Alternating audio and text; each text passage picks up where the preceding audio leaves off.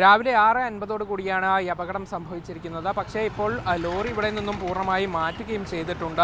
എനിക്ക് പിറകിൽ കാണുന്ന ഈ കണ്ടെയ്നർ ലോറിയാണ് അപകടത്തിൽപ്പെട്ടത്. അതിൽ ഡ്രൈവർക്ക് ഒരു അബദ്ധം പറ്റിയതാണ് എന്നാണ് നാട്ടുകാർ പറയുന്നത്. അതായത് ഈ കണ്ടെയ്നർ ലോറി എറണാകുളം ഭാഗത്തേക്കായിരുന്നു പോകേണ്ടിയിരുന്നത്. പക്ഷേ ഇവർ വഴി തെറ്റി മെഡിക്കൽ കോളേജ് ഭാഗത്തേക്ക് വന്നു.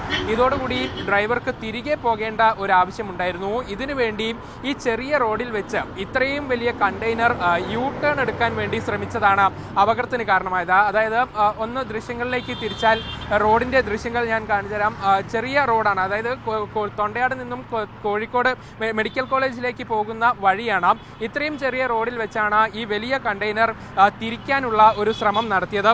പെട്ടെന്ന് ഈ ലോറി നടുവിൽ കുടുങ്ങുകയും ചെരിഞ്ഞ് പോവുകയുമാണ് ഉണ്ടായത്. ഇതോടുകൂടി വലിയ തോതിലുള്ള അപകടം ഇവിടെ സംഭവിക്കുകയായിരുന്നു. വലിയ തോതിൽ ഗതാഗത കുരുക്ക് ഇവിടെ രൂപപ്പെടുകയാണ് ചെയ്തിട്ടുണ്ടായിരുന്നത്. രാവിലെ തന്നെ ആയതുകൊണ്ട് വലിയ അപകടങ്ങളൊന്നും തന്നെ ഉണ്ടായില്ല. അല്ലെങ്കിൽ നിരന്തരം വാഹനങ്ങൾ പോകുന്ന ഒരു പ്രദേശം കൂടിയാണ്. അവിടെയാണ് ഇത്തരത്തിലൊരു ശ്രദ്ധയില്ലാതെ ഒരു ഡ്രൈവർ ലോറി തിരിക്കാനുള്ള ശ്രമം നടത്തിയത്. ഏതായാലും ഉടൻ തന്നെ മെഡിക്കൽ കോളേജ് പോലീസിന്റെ നേതൃത്വത്തിൽ കണ്ടെയ്നർ ക്രെയിനൊക്കെ വരുത്തിയ ശേഷം ഈ ലോറി പൊക്കി സൈഡിലേക്ക് നീക്കുകയാണ് ചെയ്തത്. നിങ്ങൾ ഇവിടെ ഉണ്ടായിരുന്നു അല്ലേ? ഞാൻ കൃത്യം നടക്കുന്ന സമയത്ത് ഇതിലൂടെ പാസ് ചെയ്യായിരുന്നു. പാസ് ചെയ്യുന്ന സമയത്ത് പുള്ളി യു ടേൺ അടിക്കുന്നത് കണ്ടിരുന്നു. അപ്പോൾ ഞാൻ വിചാരിച്ചില്ല ഇയാൾ യു ടേൺ അടിച്ച് ഇതിലൂടെ തിരിച്ച് പോകാനാണെന്നുള്ള വിചാരിച്ചില്ല. പക്ഷേ പാസ് ചെയ്ത് തിരിഞ്ഞ് നോക്കിയ സമയത്ത് കണ്ടെയ്നർ ഒന്നായിട്ട് വണ്ടീൻ്റെ ക്യാബിനുമേലേക്ക് മറിഞ്ഞെടുക്കുന്നതാണ് കാണുന്നത്. അപ്പം തന്നെ ഞാൻ സ്പോട്ടിൽ ആളെടുത്ത് പോയി ആളെ വണ്ടിയിൽ നിന്ന് ഇറക്കി കൺട്രോൾ റൂമിനെ വിളിച്ചു. സ്പോട്ടിൽ പോലീസ് വന്നു. അവർ വന്ന പാടെ വേണ്ട നടപടികൾ ചെയ്തു. ക്രെയിൻ വിളിച്ച് പെട്ടെന്ന് തന്നെ എല്ലാം തീരുമാനമാക്കി. കാരണം വെച്ചാൽ ഇത് ദേശീയപാത ആംബുലൻസ് ഒക്കെ പോണ വഴി മെഡിക്കൽ കോളേജ് റോഡാണ്. എത്രയും പെട്ടെന്ന് റോഡ് ക്ലിയർ ചെയ്യുകയും ചെയ്തു. ഇത്രയും ചെറിയ റോഡിൽ ഇത് തിരിക്കാനുള്ള ഒരു സ്ഥലമില്ലാത്ത സ്ഥലം. അതെ, തിരിക്കാൻ പറ്റില്ല. കാരണം ഇവിടുന്ന് ബസ് തന്നെ ഇപ്പോൾ എന്തെങ്കിലും ബ്ലോക്ക് ഉണ്ടായി കഴിഞ്ഞാൽ വളയ്ക്കാൻ തന്നെ ഭയങ്കര ബുദ്ധിമുട്ടാണ്. അതിനിടെ കൂടെയാണ് ഇത്രയും വലിയൊരു കണ്ടെയ്നർ അദ്ദേഹം തിരിച്ചെടുത്തത്. ഭയങ്കര ബുദ്ധിമുട്ട് തന്നെയാണത്.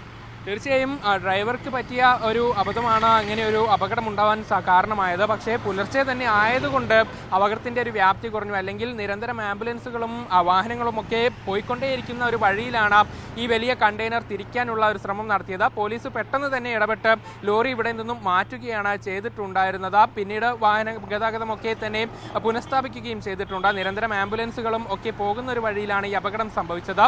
ഏതായാലും കൂടുതൽ നടപടികൾ പോലീസിന്റെ ഭാഗത്തു നിന്ന് ഉണ്ടാകുമോ എന്നുള്ള കാര്യത്തിലാണ് ഇനി അറിയേണ്ടത്. ഇതുമായി ബന്ധപ്പെട്ട് പോലീസ് വിശദമായി കാര്യങ്ങൾ പരിശോധിക്കുമെന്ന് അറിയിച്ചിട്ടുണ്ട്.